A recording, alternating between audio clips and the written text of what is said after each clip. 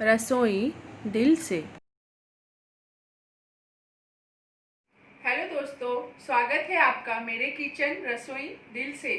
आज हम बनाएंगे पास्ता, वो भी थोड़े से डिफरेंट तरीके से।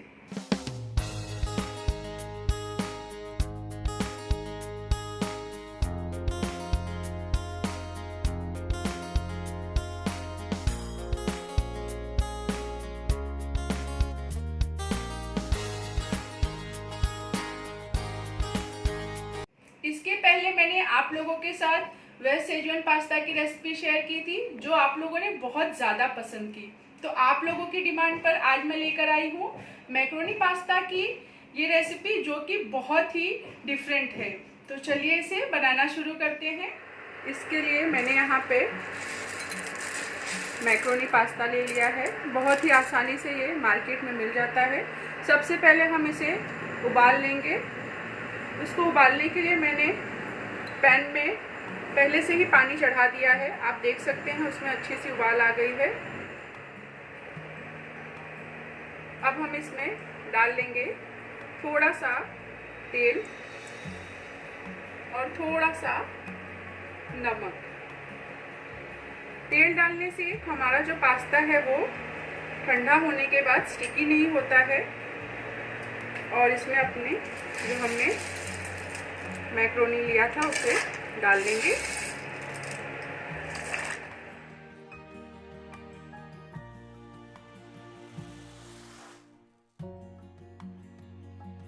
और पास्ता को हम उबाल लेंगे।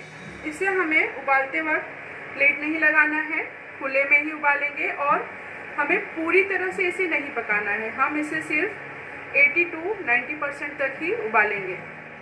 पास्ता हमारा कुक हो चुका है, आप देख सकते हैं। साइज़ में भी ये काफ़ी बड़ा हो गया है। अब हम इसे गैस की आंच से उतार लेंगे और इसको हम एक छन्नी की मदद से छान लेंगे। छानने के बाद हम इसे ठंडे पानी से अच्छे से धो लेंगे, जिससे इसका जो कुकिंग प्रोसेस है वो रुक जाए। नहीं तो हमारे पास्ता ओवर कुक हो सकते हैं। इसलिए हमें इसे ठंडे पानी में अच्छे से धो लेना है। और इसे सारा पानी जो है उसे छान लेंगे। और इसमें हम डालेंगे बहुत ही थोड़ा सा तेल और उसे हम अच्छे से मिला लेंगे। और एक दूसरे बर्तन में हम इसे निकाल लेंगे। देखिए, आप देख सकते हैं हमारा पास्ता जो है बिल्कुल भी स्टिकी नहीं हुआ है और एकदम परफेक्टली कुक हुआ है। अब हम इसे तड़का लगा लेते हैं। जैसा कि मैंने शुरुआत में ही कहा कि हम अपने पास्ते को एकदम देसी तरीके से बनाएंगे। उसके लिए मैंने यहाँ पर तड़के के लिए ले लिया है जीरा। कोई भी देसी चीज़ हमारे जीरा के तड़के के बिना पूरी नहीं होती है। बारीक कटा हुआ प्याज, टमाटर, इसको भी हमने एकदम बारीक बारीक कट कर लिया है। फ्रेश गाजर और एकदम फ्रेश हरी मटर। अदरक और लहसुन को भी मैंने छोटे छोटे टुकड़ों में कट कर लिया है। आप चाहें तो इसे क्रश करके या फिर इसका पेस्ट भी डाल सकते हैं। हरी मिर्च, इसे भी आप अपने स्वाद के अनुसार कम या ज़्यादा डाल सकते हैं। इसको तड़का देने के लिए मैंने यहाँ पे पैन गरम करने के लिए रख दिया है। इसको हम अच्छे से गरम कर लेंगे। पैन हमारा गरम हो गया है। अब हम उसमें डाल लेंगे थोड़ा सा तेल। और तेल को हम गरम होने देंगे। अब हम इसमें डाल लेंगे जीरा,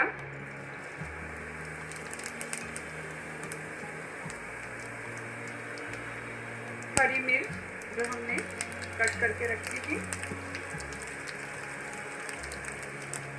लहसुन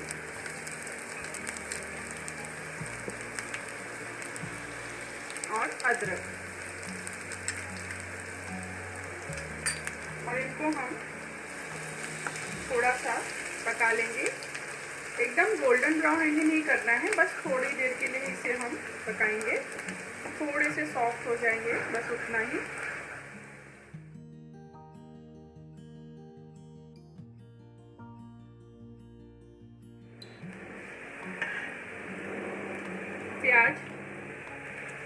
प्याज को भी हमने बारीक बारीक कट कर लिया है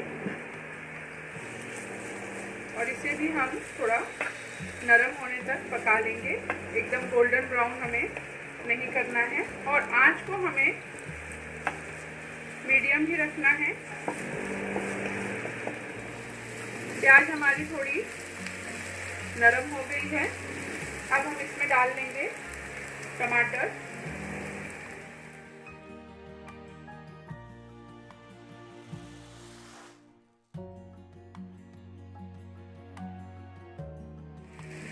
और इसके साथ ही हम इसमें डालेंगे थोड़ा सा नमक, जिससे जो हमने टमाटर डाला है वो जल्दी से सॉफ्ट हो जाएगा।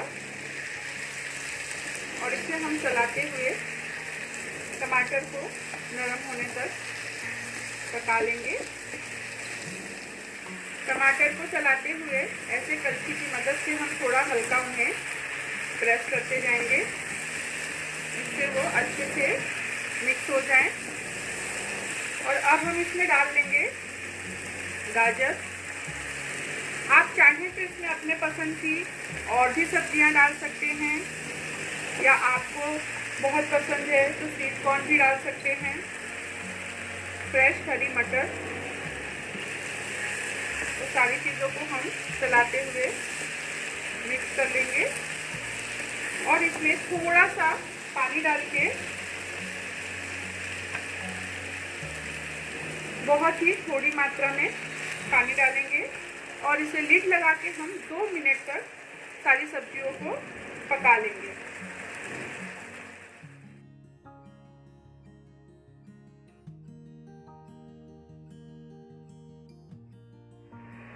अपनी सब्जियों को हम चेक कर लेते हैं।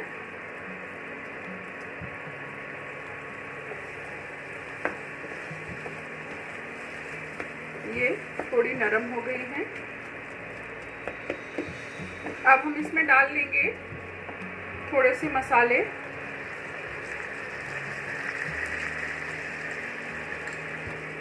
गरम मसाला।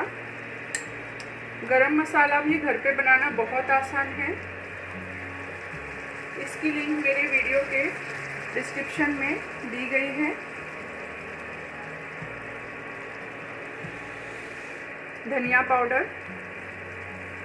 भाई देसी पास्ता बन रहा है तो मसाले भी देसी ही जाने चाहिए, इसलिए मैं यहाँ सारे देसी मसाले ही डाल रही हूँ। और इसमें डाल लेंगे हम काश्मीरी लाल मिर्च। अगर आप ज़्यादा तीखा खाना पसंद करते हैं तो आप लाल मिर्च पाउडर भी डाल सकते हैं।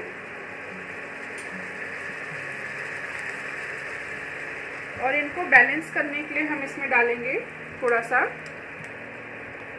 टमाटो केचप और सारी चीज़ों को हम अच्छे से चलाते हुए मिला लेंगे। और अब हम इसमें डाल देंगे, मैंने यहाँ पे घर की जो मलाई होती है उसे ही फेंट लिया है। हमारी एक अच्छी सी क्रीम तैयार हो गई है। आप चाहें तो बाहर से मिलने वाली फ्रेश क्रीम भी डाल सकते हैं। इससे हमारे पास्ता को बहुत ही अच्छा सा क्रीमी सा टेक्सचर मिलता है। और देखिए क्रीम जो हमने मलाई डाली है उसको डालते ही कितना अच्छा कलर आ गया है सारी सब्जियों का। और इसे हम 1 से 2 मिनट ऐसे ही चलाते हुए अच्छे से सब्जियों को पका लेंगे। सब्जियां हमारी पक गई हैं। अब हम इसमें डाल लेंगे चीज़। देसी पास्ता हो या विदेशी पास्ता हो, बिना चीज़ के तो बच्चे इसे खाने से रहें, तो इसमें हम थोड़ा सा चीज़ ज़रूर डालेंगे। चीज़ को मैंने घस लिया है और इसे भी अच्छे से मिला लेंगे और उसके बाद इसमें हम डाल लेंगे अपने पास्ता को, जिसे हमने पहले से उबाल के रख लिया था।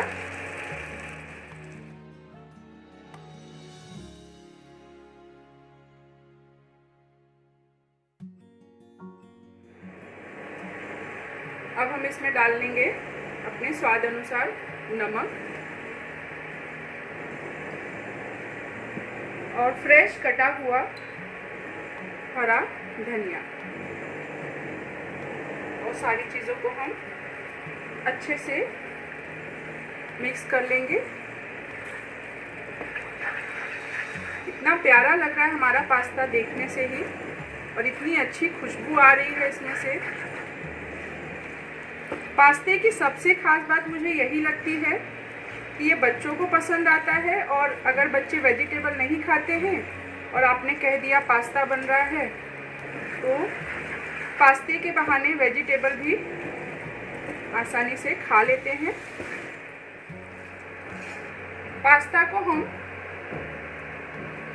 सिर्फ 1 मिनट के लिए लीड लगा के ढक लेंगे, जिससे जो हमने इसमें मसाले डाले हैं उसका सारा फ्लेवर अच्छे से हमारे पास्ता के अंदर आ जाए। और हमने पास्ता को इसीलिए 80 to 90% ही कुक किया था, जिससे ये अब अच्छे से पक जाएंगे। पास्ता हमारे एकदम बनके तैयार हो गए हैं। अब हम इसे सर्व कर लेते हैं।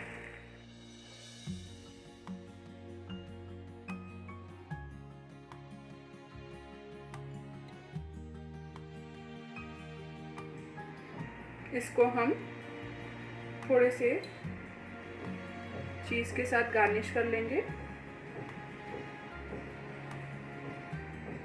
और फ्रेश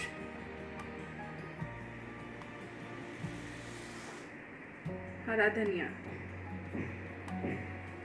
और अब हमारा पास्ता खाने के लिए एकदम तैयार है।